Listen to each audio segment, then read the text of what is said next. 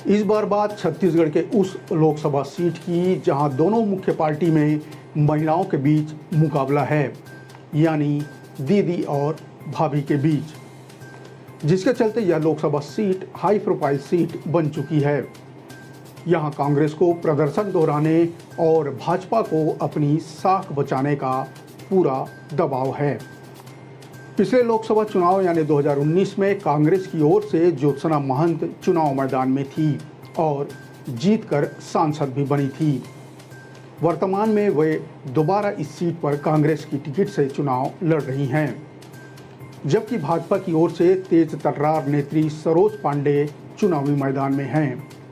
हालांकि ये चुनाव ज्योत्सना महंत और भाजपा की सरोज पांडे के बीच नहीं है, बल्कि उनके पति और नेता प्रतिपक्ष चरणदास महंत और भाजपा की राष्ट्रीय महासचिव सरोज पांडे के बीच सीधा माना जा रहा है। नमस्कार, मैं हूं नवीन और इस बार बात करेंगे कोरबा लोकसभा सीट की।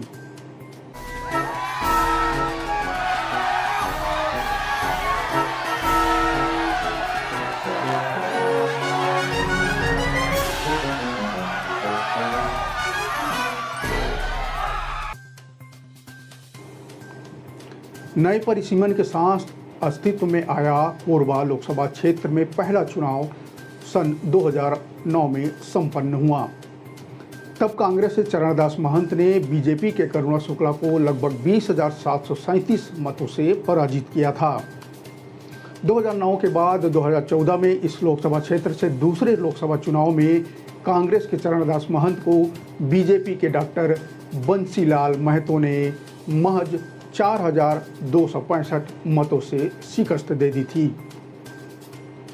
बात करें 2019 लोकसभा चुनाव की, तो इस चुनाव में डॉक्टर चरणदास महंत चुनाव नहीं लड़े। उनके जगह उनकी धर्मपत्नी यानी ज्योत्सना महंत पहली बार चुनाव मैदान में उतरी और जीत भी हासिल की। कोरबा लोकसभा से कांग्रेस ने एक बार फिर चरणदास महंत की पत्नी यानी ज्योत्सना महंत को ही अपना कैंडिडेट बनाया। 2019 में मोदी लहर थी, ऐसे में छत्तीसगढ़ में जिन दो सीटों पर कांग्रेस आई थी उनमें एक कोरबा थी और एक बस्तर। पार्टी ने मोदी लहर में भी जीत कर आने वाली ज्योत्सना महंत को इसलिए भी टिकट दिया है। हालांकि ये चुनाव ज्योत्सना महंत और भाजपा की सरोज पांडे के बीच नहीं माना जा रहा है, बल्कि उनके पति और नेता प्रतिपक्ष चरणदास महंत और भाजपा की राष्ट्रीय महासचिव सरोज पांडे के बीच माना जा रहा है। इस बात में कोई शक नहीं कि इस क्षेत्र में कांग्रेस के सबसे बड़े नेता चरणदास महंत ही हैं। पिछली सरकार में वे विधानसभा अध्यक्ष की भूमिका में थे और उससे पहले कहीं न कहीं मुख्यमंत्री की रेस में भी थे। उनकी राजनीति को लोग इस तरह से देखते हैं कि वे कहते कुछ नहीं और कर सब कुछ जाते हैं। भूपेश बघेल अगर केंद्र में जाते हैं तो सबसे ताकतवर नेता के रूप में चरणदास महंत ही कांग्रेस में यानी छत्तीसगढ़ राज्य में कांग्रेस की तरफ से होंगे। सरोज पांडे भाजपा की राष्ट्रीय उपाध्यक्ष भी है। ऐसे में यहाँ भाजपा को अपनी साख बचाने की चिंता है। कोरबा भाजपा के लिए हारी हुई सीट है, इसलिए यहाँ भाजपा कांग्रेस के शीर्ष नेताओं के बीच भी प्रतिस्पर्धा देखने को मिल रही है। भाजपा की ओर से सरोज पांडे तीसरी बार लोकसभा चुनाव मैदान में हैं। इससे पहले सरोज पांडे दुर्ग नगर निगम की महापौर, विधायक और सांसद भी रही है। भाजपा में जहां सरोज को सम्मान के साथ दीदी पुकारा जाता है, वहीं कांग्रेस के वरिष्ठ नेता व नेता प्रतिपक्ष डॉक्टर चरणदास महंत की धर्मपत्नी होने के नाते ज्योत्सना महंत को कांग्रेस के कुछ कार्यकर्ता सम्मान के रूप में उन्हें भाभी कहकर पुकारते हैं। कोरबा लोकसभा क्षेत्र में कुल 4 जिलों के 8 विधानसभा क्षेत्र आते हैं, जिनमें कोरिया, एमसीबी जिले में बैकुंठपुर, मनेन्द्रगढ़ और भरतपुर सोरहत विधानसभा क्षेत्र के अलावा पेंड्रा जिले के मारवाही विधानसभा, जबकि कोरबा जिले के पाली, तानाखार, कटघोरा, रामपुर और कोरबा विधानसभा क्षेत्र शामिल हैं। कोरबा में 3 चुनाव व वर्तमान में जो चौथा चुनाव में बीजेपी हर बार प्रत्याशी बदलती रही है। पहले चुनाव में करुणा शुक्ला को मौका मिला, दूसरे चुनाव में बंसीलाल महतो को मौका दिया जो जीतकर भाजपा की झोली में ये सीट रखे थे। तीसरे चुनाव में फिर महतो को हटाकर ज्योतिनंद दुबे को मौका दिया गया और अब की बात करें यानी 2024 की बात करें तो चौथे चुनाव में सरोज पांडे को भाजपा ने अपना उम्मीदवार बनाया है। वहीं कांग्रेस की बात करें तो कांग्रेस लगातार महंत परिवार पर विश्वास कायम रखे हुए है। पहले 2 चुनाव में डॉक्टर चरणदास महंत लड़े और अब लगातार 2 चुनाव में उनकी पत्नी यानी ज्योत्सना महंत चुनाव मैदान में लड़ रही है। बता दें कि 2019 में चुनाव में ज्योत्सना महंत का मुकाबला करने वाले बीजेपी के ज्योतिनंद दुबे को चुनाव मैदान में भाजपा ने उतारा था, लेकिन एक बार फिर इस लोकसभा से कांग्रेस की जीत हुई थी और ज्योत्सना चरणदास महंत ने बीजेपी के ज्योतिनंद दुबे को 26,249 मतों से हरा दिया था। कोरबा लोकसभा सीट पर गोंडवाना गणतंत्र पार्टी को भी दरकिनार कभी नहीं किया जा सकता। गोंडवाना गणतंत्र पार्टी के वोटों से ही कोरबा सीट पर हार जीत का समीकरण बदलता रहा है। जब गोंडवाना गणतंत्र पार्टी को कम वोट मिले, कांग्रेस को निश्चित रूप से फायदा हुआ है। एक चुनाव में जब गोंडवाना गणतंत्र पार्टी को 50,000 से ज़्यादा वोट मिले तो कांग्रेस को हार का सामना करना पड़ा था। 2 चुनाव में 40,000 से कम वोट गोंडवाना गणतंत्र पार्टी को मिले थे। इस चुनाव में कांग्रेस को जीत मिली थी। इसी तरह 2014 के चुनाव में गोंडवाना गणतंत्र पार्टी के बढ़े मतों की संख्या के कारण लगातार जीत हासिल करने में नाकाम हो गई थी। इस चुनाव में कांग्रेस ने मौजूदा सांसद डॉक्टर चरणदास महंत को रिपीट किया था, जबकि बीजेपी ने डॉक्टर बंसीलाल महतो को टिकट दी थी। डॉक्टर बंसीलाल महतो को 4,49,002 और डॉक्टर चरणदास महंत को 4,34,737 वोट मिले थे।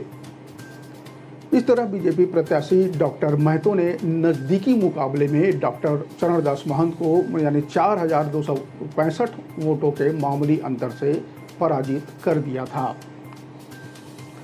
खास बात रही थी कि गोंडवाना गणतंत्र पार्टी ने इस चुनाव में 52,753 वोट हासिल किए थे और जो प्राप्त मत का आंकड़ा है मतलब पिछले चुनाव से बढ़कर 3.71% हो गया था गोंडवाना गणतंत्र पार्टी के लिए, लिहाजा जिसका नुकसान कांग्रेस को हुआ। 2009 और 2014 के चुनाव में गोंडवाना गणतंत्र पार्टी के वोट में लगभग 20,000 की बढ़ोतरी हुई और कांग्रेस की गत चुनाव में 20,000 से अधिक वोटों की जीत 4,000 से ज़्यादा वोटों की हार में तब्दील हो गई। 2019 के चुनाव में गोंडवाना गणतंत्र पार्टी के वोट प्रतिशत में गिरावट आई तो कांग्रेस प्रत्याशी को एक बार फिर जनता ने संसद भवन तक पहुंचा दिया। इस चुनाव में कांग्रेस ने डॉक्टर चरणदास की पत्नी यानी ज्योत्सना महंत को टिकट दी थी। वहीं बीजेपी ने चेहरे बदलने की परंपरा को कायम रखते हुए ज्योतिनंद दुबे को अपना प्रत्याशी बनाया था। कांग्रेस प्रत्याशी ज्योत्सना महंत ने 5,23,310 वोट हासिल किए थे, जबकि प्रतिद्वंदी जो भाजपा के ज्योतिनंद दुबे को 4,97,061 वोट मिले थे। इस तरह उन्हें 26,249 वोटों के अंतर से हार का सामना करना पड़ा था। गोंडवाना गणतंत्र पार्टी हर चुनाव में मुकाबला त्रिकोणीय बनाने की कोशिश करती रही है। इस बार कोरबा सीट पर गोंडवाना गणतंत्र पार्टी ने श्याम सिंह मरकाम को टिकट दिया है। कोरबा लोकसभा अंतर्गत स्थित पाली तानाखार, भरतपुर सोनहत, मारवाही और बैकुंठपुर जैसी सीटों पर गोंडवाना गणतंत्र पार्टी का बड़ा जनाधार है।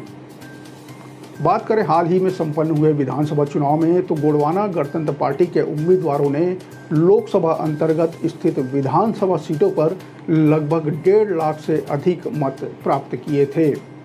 वहीं पाली तानाखार की बात करें तो वहां गोंडवाना गणतंत्र पार्टी के विधायक चुनकर भी सदन पहुंचे हैं।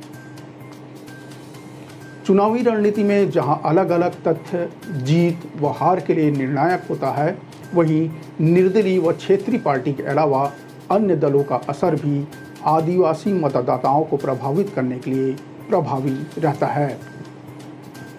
बसपा, गोंडवाना गणतंत्र पार्टी, अन्य पार्टियों में जातिगत समीकरण की भूमिका व महत्वाकांक्षा भी आदिवासी मतदाताओं को प्रभावित करने वाला होगा।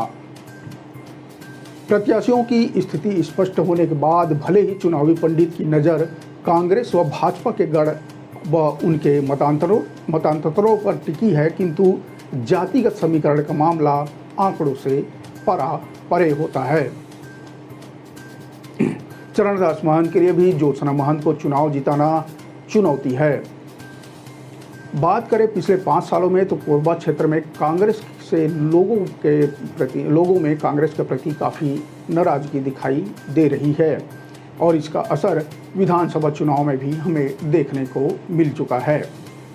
यहाँ 8 विधानसभा चुनाव में से 6 भाजपा, 1 पर गोंडवाना गणतंत्र पार्टी और सिर्फ 1 सीट पर कांग्रेस काबिज है। सिर्फ रामपुर की सीट कांग्रेस के पास है, यानी साफ माना जा सकता है कि जनता इलाके में कांग्रेस के काम से नाराज दिख रही है।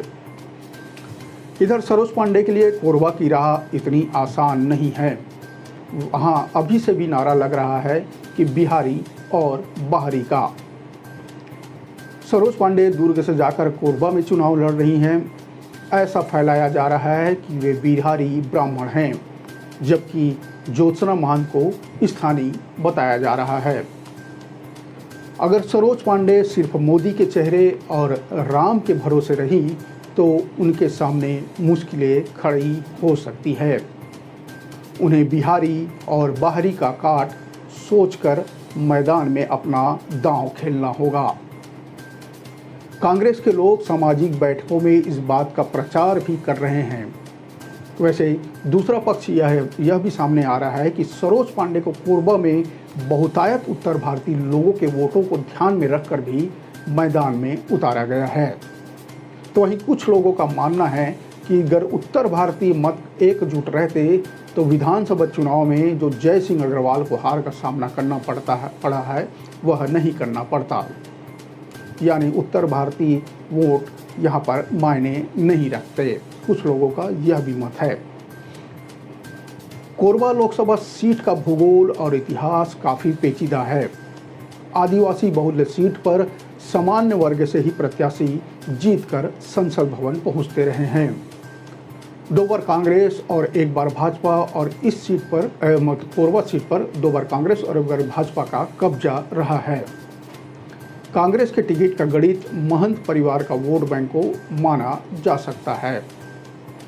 दूसरी ओर भाजपा के स्थानीय प्रत्याशियों के पूर्व के चुनाव के प्रदर्शन और राष्ट्रीय स्तर के चेहरे को माना जा रहा है।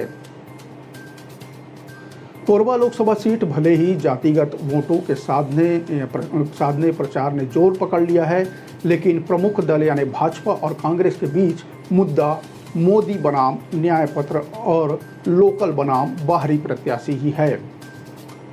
भाजपा प्रत्याशी मोदी की गारंटी पूरी होने की गारंटी के साथ वोट मांग रहे हैं, तो कांग्रेस प्रत्याशी न्याय पत्र के मुद्दों को जनता के सामने रखकर वोटों की अपील करते दिख रहे हैं।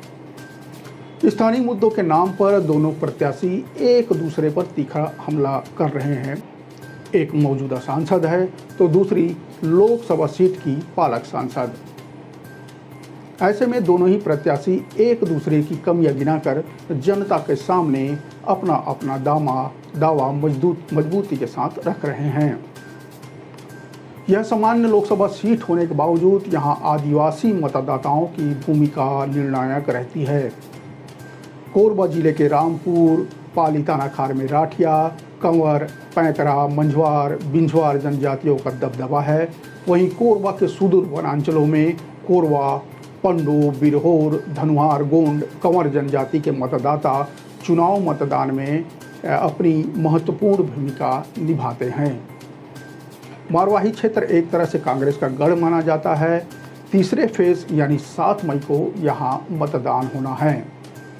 फिलहाल दोनों मुख्य दलों के प्रत्याशी के प्रचार प्रसार और आरोप प्रत्यारोप का सिलसिला जैसे जैसे मतदान का दिन आते जा रहा है तेज हो चला है।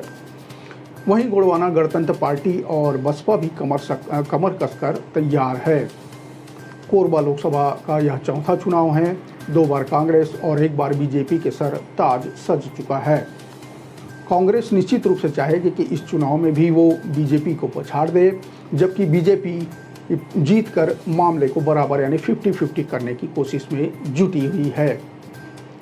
लोग कह रहे हैं कि यह लड़ाई भाभी और दीदी के बीच नहीं, बल्कि भैया यानी चरणदास महंत और दीदी यानी सरोज पांडे के बीच ही है।